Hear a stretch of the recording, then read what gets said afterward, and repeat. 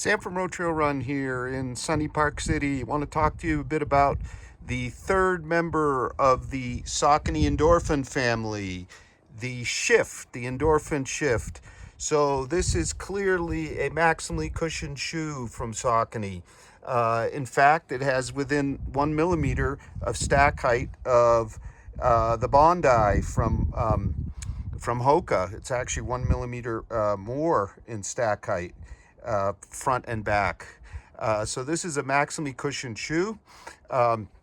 It has Saucony's PWRUN midsole, which is a TPU EVA blend that you can also find in the Guide 13, the Kinvara 11, and the Peregrine 10, all of which I've run. So it's a fairly firm midsole with a bit of bounce from that TPU. This is a completely stiff shoe, at least new. And what's going to happen is Saucony's, all three of the Endorphin, have what they call their Speed Roll technology, which in the other two, the Speed and the Pro, I definitely noticed there's a really nice final toe off from that. Here, there's no plate. It's all via the midsole, so we'll see how that goes.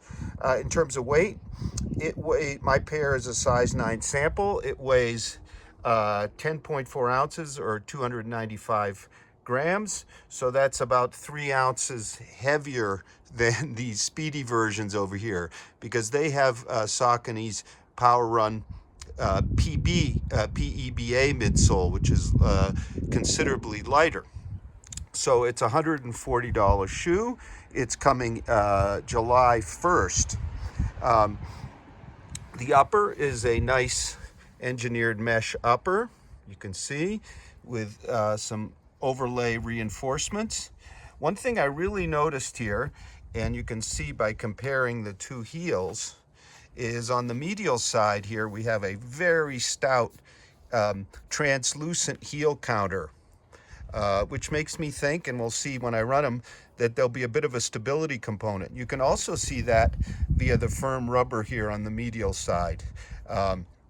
As far as the outsole coverage, it's not a full outsole, which definitely contributes to that decently lightweight for such a big stack. So it's actually 0.4 ounces lighter than the Bondi. But it looks like it should have very good durability nonetheless, because the rubber's in all the right places. There's really no need to put rubber where it doesn't belong. So a bit more about the upper. We have a stretch booty on the inside here. We have a very nicely, plushly, very high tongue. It's soft. Laces are flat and relatively wide. I kind of like a wider flat lace. I tried them on. I'll give you more comments on the fit, but it's a roomy fit, but not overly roomy. I'm a half size up from my normal, and they seem to be fitting just about right. So I'm going to take them out for a run and tell you what I find and give you a few more comparisons after. So I'm back from my run, 4.2 miles at about 8:55 pace up here at high altitude in Park City. And the Endorphin Shift fit, I think I'm a half size up here, and they fit very well throughout, except I think they're still a bit short up at the front. So that makes the fitting a bit tricky, I think. But it's a very comfortable, broad fit otherwise. I have a fairly thick sock on, but I have to try some different socks, and some of our other testers will get the sizes. Well, I'll have to say after my first run that Saucony defined the Endorphin collection, of course by these smashing colors, but by the Speed Roll. So the faster cousins or siblings here, the Speed and the Pro, also have that very distinct forward toe-off feel from their plate, carbon over here and softer nylon over here. Well, the Shift has exactly the same feeling, a little more muted because of all the stack up front. So with its really big stack here, and I'll just repeat it because worth mentioning, 38 millimeters at the heel, 34 millimeters at the forefoot. a stiff profile. This is the kind of stack height that's often hard to move along. Well, they roll very nicely. And I think they make a great kind of more stable, neutral daily trainer. Back to looking a little bit at some of the details here. The big heel cup here. Notice just a touch of extra stability along with the outsole, but it's not at all for me so far the feel of a rail like you might have in the Nike Infinity React. And this outsole extra kind of firmer piece here on the medial side didn't really bother me or put a hitch in my stride. I did find that at slow paces, they move very, very nicely. There's no problems. You really don't have to think at all. But as you pick up the pace, you do need to kind of get forward a little bit to find the rocker. It's very easy to find. It's not extreme. It's not over the top. But I seem to feel better and kind of moved along better when I just tilted forward a little bit. Now, there's a lot of shoes this compares to. I mentioned the Bondi earlier. I always had struggles with the Bondi. I ran in the earliest version, haven't since. With the rocker, I just couldn't get it to go. I felt I had to be kind of direct and up with my knees. The shoe that really comes to mind, looking at the Shift, is the A6 Glide Ride, a shoe I really, really enjoyed.